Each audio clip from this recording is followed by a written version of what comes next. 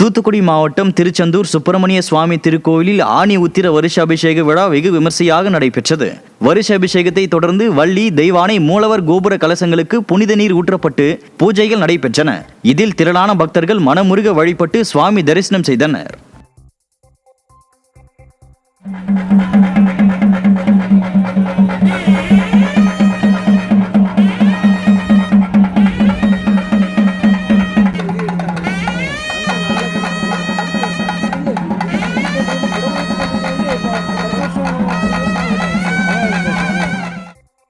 அரியலூர் மாவட்டம் ஜெயங்கொண்டம் அருகே பழூர் டெல்டா பகுதியில் குறுவை சாகுபடிக்கு நேரடி நெல் கொள்முதல் நிலையம் திறக்க கோரி விவசாயிகள் கோரிக்கை விடுத்துள்ளனர். தென்கட்சி, பெருமாள்நத்தம், குடிக்காடு, சோழமாதேவி உள்ளிட்ட பல்வேறு கிராமங்களில் குறுவை சாகுபடி நெல் அறுவடை பணிகள் மும்முரமாக நடைபெற்று வருகிறது. இந்த நிலையில் ஜூன் 10ஆம் தேதிக்குள் திறக்க வேண்டிய நேரடி நெல் கொள்முதல் நிலையம் இதுவரை திறக்கப்படாததால் அறுவடை செய்யப்பட்ட நெற்பயிர்கள் மழையால் பாதிக்கப்படும் அபாயம் உள்ளது. தமிழக அரசு உரிய நடவடிக்கை எடுக்காவிட்டால் போராட்டம் நடத்தப்படும் என விவசாயிகள் எச்சரிக்கை விடுத்துள்ளனர். படாத பாடுபட்டு தண்ணி பத்தாத, போதுமான கரண்ட் இல்லாத, காய்ச்சல்ல இருந்தும் ஆத்துல ஊற்றி நோண்டி இறைச்சி காப்பாத்தி அறுவடை ஸ்டேஜுக்கு கொண்டுட்டு வந்துட்டோம். இப்ப அறுவடை அடுக்கலான்னாலும் நெல் எடுக்கிறதுக்கு அரசு கொள்முதல் நிலையம் இல்லாததுனால ரொம்ப கஷ்டமா இருக்கு. அதனால இந்த நெல் கொள்முதல் நிலையத்தை உடனடியா எங்களுக்கு செய்து தருமாறு பணிவன்புடன் கேட்டுக்கொள்கிறோம். தஞ்சாவூர் மாவட்டம் கும்பகோணம் அருகே குடிசை வீடு தீப்பிடித்து எரிந்ததில் 5ஆம் வகுப்பு மாணவன் உயிரிழந்த சம்பவம் அதிர்ச்சியை ஏற்படுத்தி உள்ளது. ஆட்டோ நகர் முதல் தெருவைச் சேர்ந்த காமாட்சி என்பவரது குடிசை வீடு திடீரென தீப்பிடித்து எரிந்துள்ளது. இதில் வீட்டில் தனியாக இருந்த 5ஆம் வகுப்பு மாணவரான ஏகாம்பரம் பரிதாபமாக உயிரிழந்தார். சிறுவன் உயிரிழந்த சம்பவம் அப்பகுதி மக்களிடையே சோகத்தை ஏற்படுத்தி உள்ளது. விருதுநகர் மாவட்டம் திருச்சுழி அருகே வீட்டின் முன்பாக நிறுத்தப்பட்டிருந்த கார் தீப்பிடித்து எரிந்ததால் பரபரப்பு ஏற்பட்டது.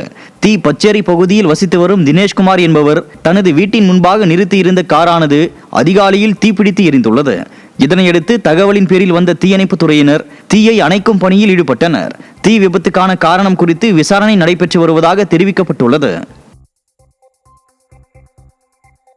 தஞ்சை அண்ணா சாலையில் பயணிகளுடன் சென்ற அரசு பேருந்து திடீரென பழுதடைந்து நடுரோட்டில் நின்றதால் போக்குவரத்து நெரிசல் ஏற்பட்டது. ஓட்டுநர் முயற்சித்தும் பேருந்து ஸ்டார்ட் ஆகாததால் பணியில் இருந்த போக்குவரத்து போலீசாரும் பொதுமக்களும் இணைந்து பேருந்தை தள்ளிச் சென்று சாலையோரமாக நிறுத்தினர். பேருந்தில் பழுது இருப்பதாக முன்பே ஓட்டுநர் புகார் அளித்தும் அதிகாரிகள் வலுக்கட்டாயமாக பேருந்தை இயக்க அனுப்பியதே இந்த அவதிக்கு காரணம் என கூறப்படுகிறது. நாகப்பட்டினம் மாவட்டம் வேதாரண்யம் அருகே வடமழை மணக்காடு பகுதியில் 12,75,000 ரூபாய் மதிப்பீட்டில் வாய்க்கால்களை தூர்வாரியதில் முறைகேடு நடந்துள்ளதாக விவசாயிகள் குற்றம் சாட்டியுள்ளனர். பெரிய வாய்க்கால் உள்ளிட்ட கிளை வாய்க்கால்களை சரியாக தூர்வாராமலேயே அதிகாரிகள் மற்றும் ஒப்பந்ததாரர்கள் நிதியை கையாடல் செய்தது குறித்து மாவட்ட ஆட்சியர் நடவடிக்கை எடுக்க பாசன விவசாயிகள் கோரிக்கை வைத்துள்ளனர். தூர்வாரத்துக்கு வேண்டிய வடமழையான் வாய்க்கால் ஒரு 6 கிலோமீட்டர், பெரிய வாய்க்கால்ங்கிற மணக்கட்டா வாய்க்கால் சுமார் 3 கிலோமீட்டர், அதை விட்டு கோட்டவத்தில் ஒரு 2 கிலோமீட்டர் வாய்க்கால் தூர்வாருவதற்காக சுமார் 12.25 லட்சம் ரூபாய்க்கு திராவிட முன்னேற்ற கழக ஆட்சியிலிருந்து டெண்டர் கொடுத்தாங்க. அதை இப்போ தூர்வாரத்துக்கு வந்தவங்க இந்த வடமழை வாய்க்கால் 6 கிலோமீட்டரில் சும்மா வண்டியை விட்டு சும்மா இந்த பல்லால் மட்டும் கீறிட்டு போயிட்டாங்க. சுத்தமாக தூர்வாரில். அதே மாதிரி பெரிய வாய்க்கால்ன்ற மணக்கட்டா வாய்க்கால்லையும் தண்ணி கிடைக்கிறதில்ல. தண்ணியோட சுத்தமாக அப்படியே பாசி கூட இருக்கல, ஒரு பாசி கூட அப்படியே இருக்குது, அது எடுக்கவே இல்லை. அது மாதிரி கோட்டவத்து வாய்க்கால் கொண்டாந்து வண்டியை எடுத்து சும்மா 2 நாள் உழைப்பிட்டு போயிட்டாங்க, அது வெட்டவே இல்லை. திண்டுக்கல் மாவட்டம் விட்டல் நாயக்கன்பட்டி குடகநாற்றில் எண்ணெய் கழிவுகளை கொட்டிய டேங்கர் லாரி பறிமுதல் செய்யப்பட்டது. குடகநாற்றில் நீர் மாசடைந்து மீன்கள் செத்து மிதப்பது குறித்து புகார் அளிக்கப்பட்டிருந்தது. இந்நிலையில் எண்ணெய் கழிவுகள் ஆற்றில் கொட்டுவதாக கிடைத்த தகவலை தொடர்ந்து மாசு கட்டுப்பாட்டு வாரிய உதவி பொறியாளர் டேங்கர் லாரியை பறிமுதல் செய்து லாரி உரிமையாளர், ஓட்டுநர் மற்றும் உடன் இருந்தவரிடமும் தீவிர விசாரணை நடைபெற்று வருகிறது. தேனி மாவட்டம் பெரியகுளம் அருகே மேற்கு தொடர்ச்சி மலையடிவாரத்தில் உள்ள கும்பக்கரை அருவியில் சுற்றுலா பயணிகள் குளிக்க தடை விதிக்கப்பட்டுள்ளது. கடந்த 17, 18 மற்றும் 19 ஆகிய தேதிகளில் அருவியில் நீர்வரத்து அதிகரிக்க துவங்கியதை தொடர்ந்து 20ஆம் தேதி முதல் சுற்றுலா பயணிகள் குளிக்க அனுமதிக்கப்பட்டது. இந்த நிலையில் தற்போது கும்பக்கரை அருவியில் நீர் வராததால் சுற்றுலா பயணிகள் குளிக்க தடை விதிக்கப்பட்டுள்ளது. திருச்சி சஞ்சீவி நகர் பகுதியில் காவிரி பாலத்தை மூடியதால் 26க்கும் மேற்பட்ட கிராம மக்கள் பல கிலோமீட்டர் சுற்றி வரும் சூழல் இருப்பதாக கூறி கிராம மக்கள் திடீரென சாலை மறியலில் ஈடுபட்டனர். தொடரும் சாலை விபத்துகளை தவிர்க்க சுரங்க பாலம் அல்லது உயர்மட்ட பாலம் அமைக்க வேண்டும் என்று பொதுமக்கள் தொடர்ந்து கோரிக்கை வைத்த நிலையில் அரசும் நெடுஞ்சாலைத்துறையும் நடவடிக்கை எடுக்காத நிலையில் தற்போது காவிரி பாலத்தை மூடியதால் போராட்டத்தில் ஈடுபட்டனர். திண்டுக்கல் மாவட்டம் கொடைக்கானலுக்கு தொடர் விடுமுறை காரணமாக சுற்றுலா பயணிகள் அதிகமாக படையெடுத்ததில் கடும் போக்குவரத்து நெரிசல் ஏற்பட்டது. கொடைக்கானலின் முக்கிய பகுதிகளில் வாகனங்கள் ஒன்றன் பின் ஒன்றாக ஊர்ந்து செல்லும் நிலை ஏற்பட்டது. இதனால் சுற்றுலா தலங்களுக்கு உரிய நேரத்தில் செல்ல முடியாமல் பயணிகள் கடும் அவதியடைந்ததோடு உள்ளூர் மக்களும் தங்களின் அன்றாட வேலைகளுக்கு செல்ல முடியாமல் சிரமம் அடைந்தனர். சேலம் மாவட்டம் மேட்டூர் அணையில் டன் கணக்கில் மீன்கள் மர்மமான முறையில் இறந்து கரை ஒதுங்குவது அதிர்ச்சியை ஏற்படுத்தியுள்ளது. மேட்டூர் அணையில் ரசாயன கழிவு அல்லது ஆக்சிஜன் பற்றாக்குறையால் டன் கணக்கில் மீன்கள் உயிரிழந்து கரை ஒதுங்கியுள்ளன. இதனால் 2000க்கும் மேற்பட்ட மீனவர்களின் வாழ்வாதாரம் பாதிக்கப்பட்டுள்ளது. தண்ணீர் மாதிரிகளை ஆய்வு செய்து இழப்பிற்கான உண்மை காரணத்தை கண்டறிந்து உரிய நடவடிக்கை எடுக்குமாறு தமிழக அரசுக்கு மீனவர்கள் கோரிக்கை விடுத்துள்ளனர். தூத்துக்குடி மாவட்டம் எட்டயாபுரம் அருகே விளாத்திக்குளம் விளக்கு பகுதியில் அடுத்தடுத்து 3 லாரிகள் மோதின. தூத்துக்குடியிலிருந்து தாராபுரம் நோக்கி புண்ணாக்கு ஏற்றி சென்ற லாரி மீது கோவையை நோக்கி சென்ற கண்டெய்னர் லாரியும் மதுரை நோக்கி சென்ற மற்றொரு கண்டெய்னர் லாரியும் அடுத்தடுத்து மோதின. இதில் 3 வாகன ஓட்டிகளும் உடனடியாக கீழே குதித்து காயமின்றி தப்பினாலும் லாரி மற்றும் 2 கண்டெய்னர் லாரிகள் பலத்த சேதமடைந்தன. திருவாரூர் மையப்பகுதியில் உள்ள தனியார் பெட்ரோல் பங்கில் லிட்டருக்கு ₹1 கூடுதலாக வைத்து நூதன முறையில் மோசடி செய்யப்படுவதாக புகார் எழுந்துள்ளது. 100, 500 என ரூபாய் கணக்கில் பெட்ரோல் போடும் வாடிக்கையாளர்களிடம் மெஷினில் விலையை மாற்றி இந்த முறைகேடு அரங்கேறியுள்ளது. இதன் மூலம் கடந்த 1 மாதத்தில் மட்டும் பொதுமக்களிடமிருந்து 25 லட்சம் ரூபாய் வரை சுருட்டப்பட்டுள்ளதாக குற்றம் சாட்டும் திருவாரூர் மக்கள் சம்பந்தப்பட்ட பங்க் நிர்வாகத்தின் மீது அரசு உடனடியாக நடவடிக்கை எடுக்க வேண்டுமென வலியுறுத்தியுள்ளனர். தூத்துக்குடி மாவட்டம் மேலக்கூட்டுடன் காடு பகுதியைச் சேர்ந்த ராணுவ வீரர் சுடலைமணியின் உடல் கடலோர காவல்படை வீரர்கள் மரியாதையுடன் அடக்கம் செய்யப்பட்டது. அஸ்ஸாம் ரைபிள் பிரிவு ராணுவ வீரர்களில் ஒருவரான சுடலைமணி பணியில் இருந்தபோது வீர மரணமடைந்தார். இதைத் தொடர்ந்து சொந்த ஊருக்கு எடுத்து வரப்பட்ட ராணுவ வீரர் சுடலைமணியின் உடலுக்கு கடலோர காவல்படையினர் துப்பாக்கி ஏந்தி மரியாதை செலுத்தியதோடு தேசிய கொடி போர்த்தி மலர் வளையம் வைத்தும் அஞ்சலி செலுத்தப்பட்டது. திருச்சி திருவெரும்பூர் அருகே கடத்தப்பட்ட 11 வயது சிறுவன் மீட்கப்பட்ட நிலையில் கடத்தல்காரர்களை கைது செய்ய வலியுறுத்தியும் போதிய மின்விளக்கு, சிசிடிவி கேமரா போன்ற பாதுகாப்பு வசதிகளை கோரியும் பூலாங்குடி பகுதியில் 500க்கும் மேற்பட்ட நரிக்குறவ மக்கள் திடீர் சாலை மறியலில் ஈடுபட்டனர். தகவல் அறிந்து வந்த போலீசார் எம்எல்ஏ மற்றும் அதிகாரிகள் பேச்சுவார்த்தை நடத்தி அடிப்படை வசதிகள் செய்து தரப்படும் என உறுதியளித்ததை தொடர்ந்து போராட்டம் தற்காலிகமாக கைவிடப்பட்டது. நீலகிரி முதுமலை தெப்பக்காடு முகாமில் வளர்ப்பு யானை தாக்கியதில் பாகன் படுகாயமடைந்தார். சக பாகன்கள் கூச்சலிட்டு யானையை விரட்டியதால் யானை மிரண்டு தாக்கியதில் பொம்மன் என்ற பாகனுக்கு கையில் பலத்த காயமடைந்து கூடலூர் அரசு மருத்துவமனையில் முதலுதவிக்கு பின் மேல் சிகிச்சைக்காக உதகை அரசு மருத்துவக் கல்லூரி மருத்துவமனைக்கு கொண்டு செல்லப்பட்டார். ஏற்கனவே இதே யானை தாக்கி ஒரு பாகன் உயிரிழந்த நிலையில் தற்போது மீண்டும் நடந்துள்ள இச்சம்பவம் அதிர்ச்சியை ஏற்படுத்தியுள்ளது. திருவண்ணாமலை மாவட்டம் வந்தவாசி புதிய பேருந்து நிலைய சாலையில் உள்ள 10க்கும் மேற்பட்ட மின்கம்பங்களில் விளக்குகள் எரியாததால் அப்பகுதி இருள் சூழ்ந்து காணப்படுகிறது. இதனால் இரவு நேரங்களில் வேலை முடிந்து வரும் தொழிலாளர்கள் மற்றும் பெண்கள் வழிப்பறி மற்றும் திருட்டு சம்பவங்கள் நடக்குமோ என்ற அச்சத்துடன் பயணிக்கும் அவல நிலை நீடிக்கிறது. இதுகுறித்து நகராட்சி நிர்வாகத்திடம் பலமுறை புகார் அளித்தும் எவ்வித நடவடிக்கையும் எடுக்கப்படவில்லை என குற்றச்சாட்டு எழுந்துள்ளது. கடலூர் மாவட்டம் புவனகிரி அருகே கும்பகோணம் சென்னை தேசிய நெடுஞ்சாலை வெள்ளாற்று பாலத்தில் கொட்டப்படும் குப்பைகள் எரிக்கப்படுவதால் பெரும் சுகாதார சீர்கேடு ஏற்பட்டுள்ளது. மர்ம நபர்கள் தீ வைப்பதால் பிளாஸ்டிக் மற்றும் மின்னணு பொருட்கள் வெடித்து சிதறுவதுடன் அடர்ந்த புகையால் விபத்து அபாயமும் நீடிக்கிறது.